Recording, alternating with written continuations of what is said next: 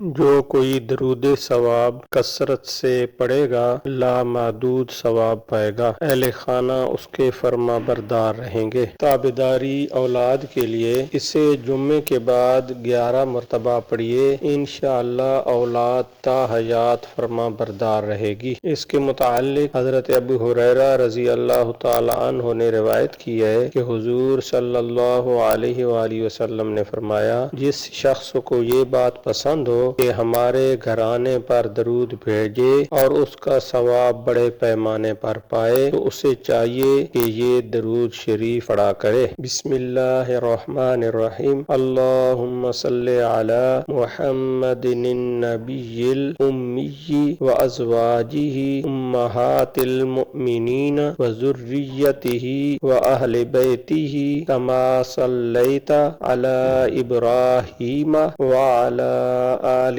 ابراہیم انک حمید مجید۔